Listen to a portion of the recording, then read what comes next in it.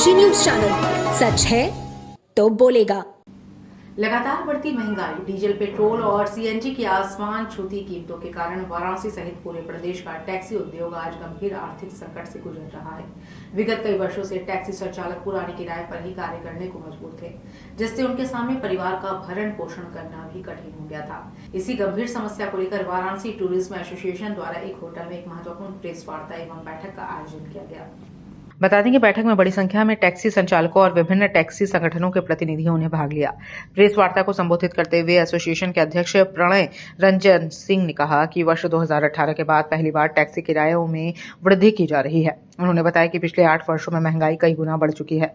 Diesel और petrol एवं CNG की कीमतों में लगातार वृद्धि हुई है, लेकिन टैक्सी संचालक पुराने रेट पर ही काम कर रहे थे, जिससे पूरा उद्योग बर्बादी की कगार पर पहुंच गया है। एसोसिएशन द्वारा लिए गए निर्णय के अनुसार अब टैक्सी किरायों में तत्काल प्रभाव से प्रति किलोमीटर 2 रुपए की वृद्धि लागू कर दी गई है। वहीं एसोसिएशन के इस फैसले के बाद से अब सीधे उन लोगों पर असर पड़ेगा जो टैक्सी बुक कर अपने सफर के लिए निकलते हैं।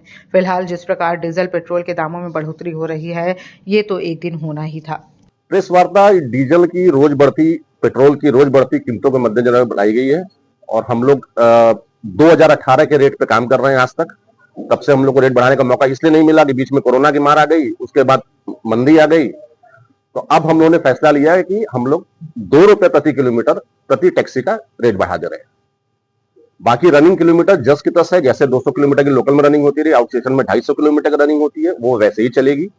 सिर्फ 2 रुपया प्रति किलोमीटर हम लोगों ने बढ़ा दिया है टैक्सियों का रेट, सभी टैक्सियों का। आम जनता को तो काफी परेशानी होगी।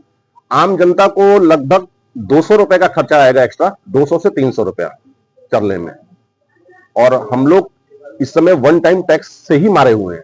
वन टाइम टैक्स सरकार मांग रही है 15 साल का, परमिट देती है हमको 5 साल का, और टैक्स मांग रही है हमसे 15 साल का एडवांस, जो कि एकदम अन्याय है। लेकिन उसकी लड़ाई हम लोग प्रदेश स्तर पर लड़ रहे हैं। क्या मांग करते हैं सरकार से? सरकार से मांग करते हैं कि वन टाइम टैक्स नई गाड़ियों जो खरीद रहे हैं शोरूम से, उस पर लागू कर दें, कोई दिक्कत नहीं हम लोग को। लेकिन पुरानी गाड़ियों पे जो पुरानी 3-3 महीने का टैक्स देना होता है वही रखें।